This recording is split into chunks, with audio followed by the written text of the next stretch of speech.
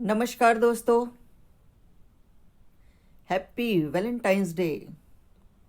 सारी दुनिया प्यार भरी हो जाए, यही तो कामना है।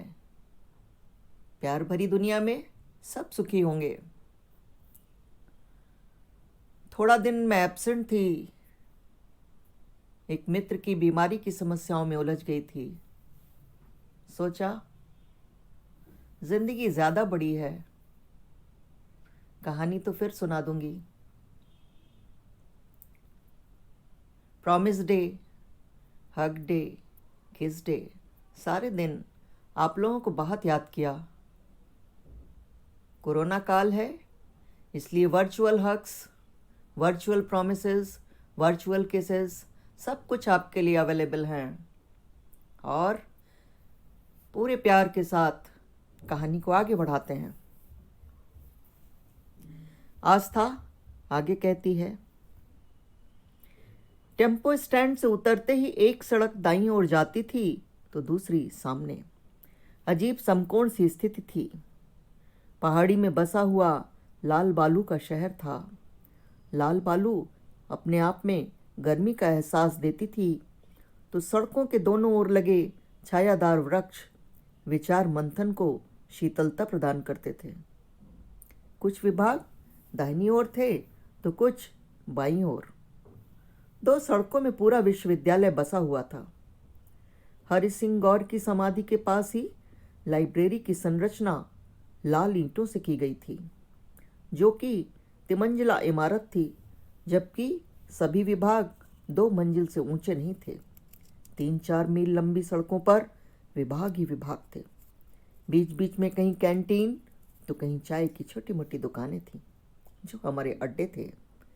कहीं छात्र संघ का दफ्तर तो कहीं विश्वविद्यालय का गेस्ट हाउस।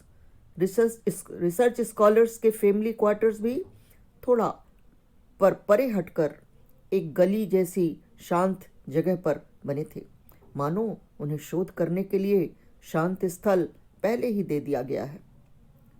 दोनों सड़कें अलग अलग गंतव्यों की ओर जाती थीं। टेम्पो से उतरने के बाद यदि आप एक ओर जाएं तो पाते थे कि विभिन्न विभागों के बीच लहराती हुई सड़क लड़के और लड़कियों को विभाजित कर देती है। यह तो समाज का सामान्य सा नियम है।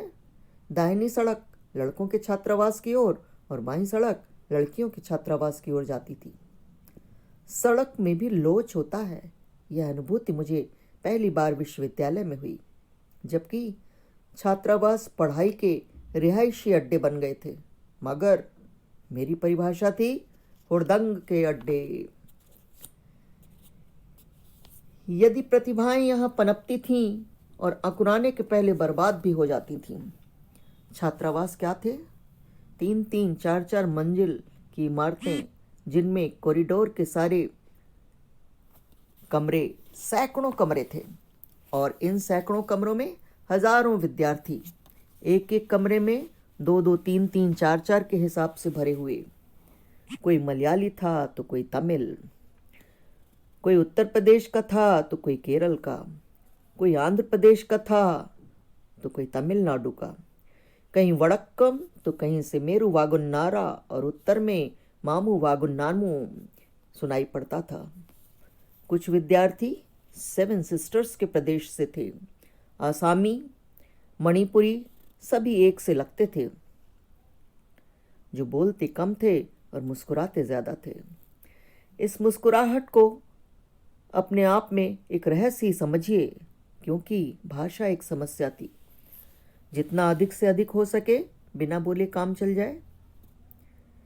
अधिकतर क्षेत्रीय विद्यार्थियों के लिए हिंदी और अंग्रेजी दोनों ही विदेशी भाषाएं थीं। कुछ भी कहें, मातृभाषा तो मातृभाषा ही होती है, चाहे वह अंग्रेजी हो या हिंदी हो या क्षेत्रीय भाषा। यह जानकारी मुझे विश्वविद्यालय के जीवन में ही प्राप्त हुई।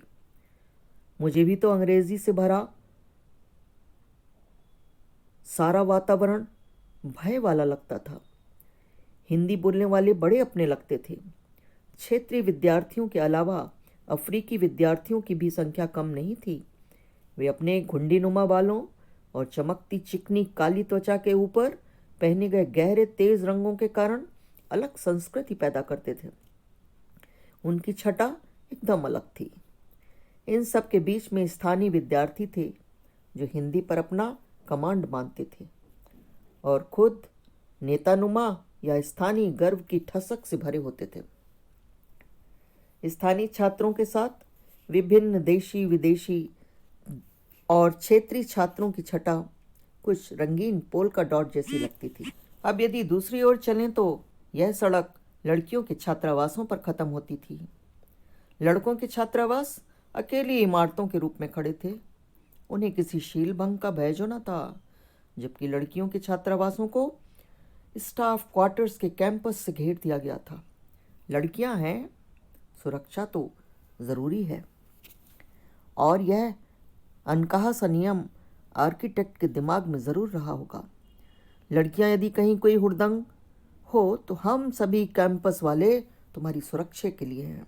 लेकिन जब कहीं कोई हुड़दंग होता था या किसी लड़की पर कोई संकट आता था तो दूर दूर तक कोई नज़र नहीं आता था। लाल बालू की सड़कें और उन्हें घेरे हुए शीतल छायादार वृक्ष अचानक ही बियाबान हो जाते थे। अपनी सी लगने वाली बेहद खूबसूरत सड़कें और बिल्डिंगें अचानक बेगानी हो जाती थीं। लड़कियों के छात्रावासों के चारों ओर ऊंची चार दीवारी थी जिसके ऊपर कांटेदार तार थे। गेट पर गार्ड था। बाउंड्री के चारों ओर सड़क थी। सड़क पर नियॉन लाइट थी जो छात्रावास के भीतर और बाहर दोनों ओर रोशनी फेंकती थी। व्यवस्था कुछ ऐसी कर दी गई थी कि कोई चूहा भी गार्ड की नज़र बचाकर बाउंड्री न लांघ सके। मगर यदि विश्वविद्यालय बनाने वाले दिमाग ईश्वर ने बनाए हैं तो उस व्यवस्था को तोड़ने वाले दिमागों की संरचना भी उसी ने की है। प्रत्येक क्रिया के बराबर और विपरीत प्रतिक्रिया तो सारे संसार में चलती ही रहती है। जैसी पोल्का डॉट संस्कृति की छवि लड़कों के हॉस्टल में बनती थी, वैसी ही कुछ छटा लड़कियों के छात्रावास में भी देखी जाती थी। दक्षिण भारतीय लड़कियां, मणिपुरी लड़कियां, अफ्रीकी लड़कियां, विभिन्न प्रदेशों की लड़कियां, साथ साथ स्थानीय छात्राएं और स्टाफ क्वार्टर्स में रहने वाले प्राध्यापकों की लड़कियां भी अपने आप को छात्रावास का ही अंग मानती थीं। मिलीजुली संस्कृति की विभिन्न छात्राओं के बीच में कुछ यूरोपीय छात्राएं भी कभी कभी मिल जाती थीं।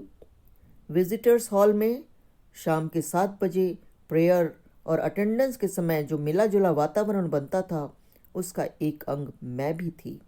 मैं यानी आस्था। टेम्पो स्टैंड पर उतरते ही विभागों के बीच से गुजरते हुए छात्रावासों में अपने कमरे में पहुंचने की दिनचर्या बड़ी अपनी लगती थी। इस वातावरण में सब कुछ परिलोक जैसा लगता था। उस उम्र में पारिवारिक बंधनों से मिली हुई थोड़ी सी स्वतंत्रता मिजाज को स्वतः ही आनंदित कर देती है। जेब में पैसे नहीं रहते हैं पर सुबह शाम के खाने और माह भर के खर्च की व्यवस्था माँ बाप कर ही देते हैं। उसके बाद क्या है? किताबें हैं, हम हैं और दुनिया रंगीन है। आगे की कहानी अगले वीडियो में दोस्तों। Happy Valentine's day. खुश रहिए, सुखी रहिए और प्यार बांटते चलिए। नमस्कार, फिर मिलते हैं।